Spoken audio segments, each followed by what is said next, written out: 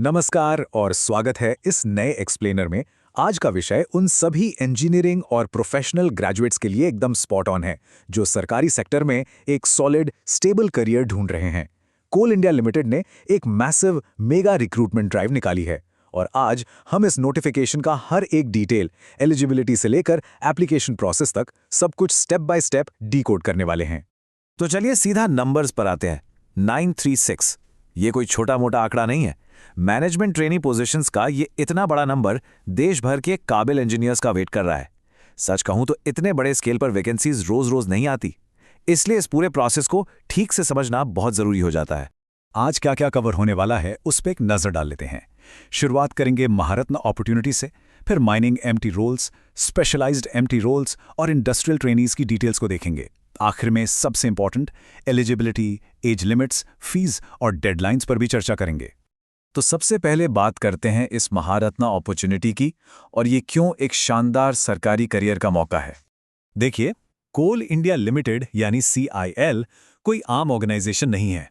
ये ministry of coal के under आने वाला एक शेड्यूल ए महारत्न पब्लिक सेक्टर अंडरटेकिंग है। महारत्न का टैग सिर्फ उन्हीं गिनती की सरकारी कंपनियों को मिलता है जो सबसे बड़ी और मजबूत हैं। इसका मतलब बिल्कुल साफ है, यहां सिलेक्शन होने पर न सिर्फ एक हाईली स्टेबल करियर पाथ मिलता है, बल्कि देश की ग्रोथ में डायरेक्ट कंट्रीब्यूट करने का गर्व भी जुड़ता है।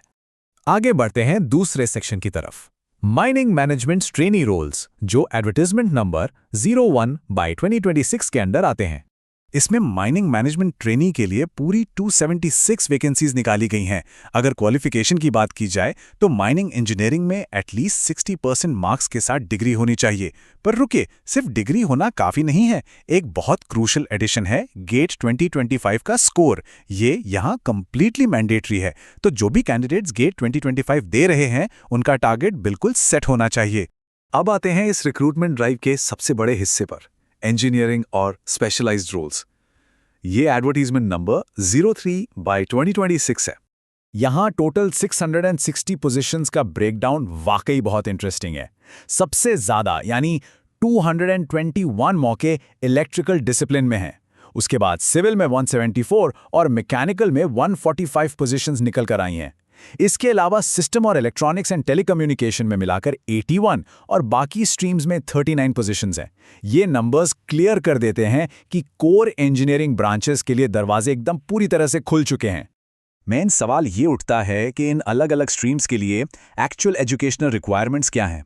Civil, electrical, mechanical, system, ENT और इंडस्ट्रियल ब्रांचेस के लिए सिंपल रूल है, 60% मार्क्स के साथ इंजीनियरिंग डिग्री।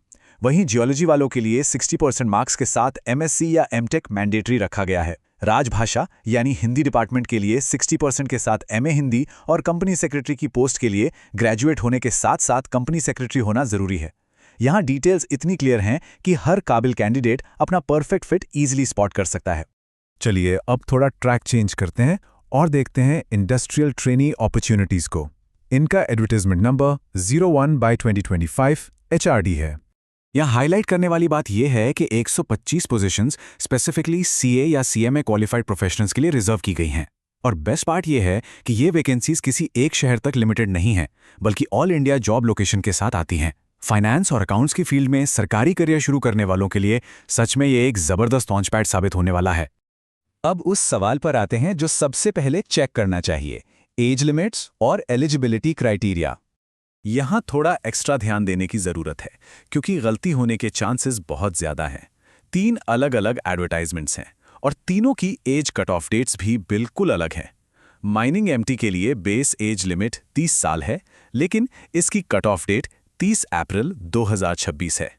वहीं अदर MTs यानी जो 660 पोस्ट हैं, उनकी एज लिमिट तो 30 साल ही है, पर उनकी कट ऑफ डेट 1 महीना पहले यानी 1 अप्रैल 2026 सेट की गई है। और इंडस्ट्रियल ट्रेनीज के लिए एज 18 से 28 साल के बीच होनी चाहिए, जिसकी कट ऑफ डेट 15 जनवरी 2026 है।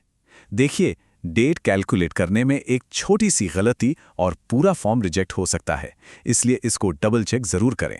हालांकि सरकारी नियमों के हिसाब से कुछ ऑफिशियल एज रिलैक्सेशंस भी अवेलेबल हैं। SC और ST कैंडिडेट्स के लिए अपर एज लिमिट में 5 साल की छूट दी गई है और OBC कैंडिडेट्स के लिए 3 साल का रिलैक्सेशन है।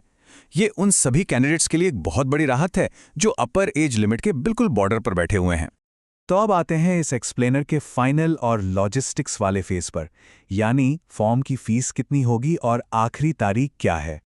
यहाँ दोनों डेडलाइंस में जमीन आसमान का अंतर है। इंडस्ट्रियल ट्रेनी बनने का प्लान कर रहे कैंडिडेट्स के पास समय सच में बहुत कम है। इनकी अप्लाई करने की आखिरी तारीख 15 जनवरी 2026 शाम 5 बजे तक ही है।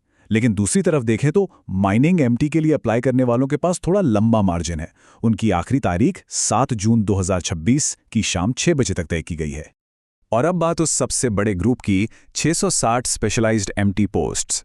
इनके एप्लीकेशन की आखिरी तारीख 11 जून 2026 शाम 6 बजे तक है। एक चीज़ बिल्कुल क्लियर होनी चाहिए कि ये पूरी एप्लीकेशन प्रोसेस स्ट्रिक्टली ऑनलाइन ही है। रिटन एग्जाम की डेट सभी पेंडिंग है और वो बाद में अनाउंस की जाएंगी, लेकिन एप्लीकेशन डेडलाइंस एकदम फिक्स्ड हैं। फी स्ट्रक्चर को भी समझ लेते हैं। जनरल, ओबीसी और ईडब्ल्यूएस कैटेगरी के कैंडिडेट्स को 1880 रुपए की फीस भरनी होगी। वहीं एससी, एसटी, पीडब्ल्यूडी और एक्स सर्विसमैन के लिए फॉर्म्स बिल्कुल फ्री हैं, उन्हें कोई फीस नहीं देनी। एक और इंटरेस्टिंग पॉइंट यह है कि इंडस्ट्रियल ट्रेनी पोस्ट के लिए ऑफिशियल डिटेल्स में फिलहाल फीस का कोई भी जिक्र नहीं किया गया है। तो इस पूरे एक्सप्लेनर को रैप अप करते हुए एक ही सवाल बचता है, क्या कैंडिडेट्स देश के एक टॉप महारत्ना कंपनी में अपना प्रेस्टीजियस सरकारी करियर लॉन्च करने के लिए पूरी तरह तैयार हैं? ये स्टेबिलिटी, ग्रोथ और देश सेवा का एक आमने सामने का मौका है। सही रोल फिल्टर करना, डॉक्यूमेंट्स तैयार रखना और बिना लास्ट मिनट वेट किए ऑनलाइन अप्लाई करना ही सबसे बेस्ट स्ट्रैटेजी है। इस एक्सप्लेनर में जुड़ने के लिए शुक्रिया।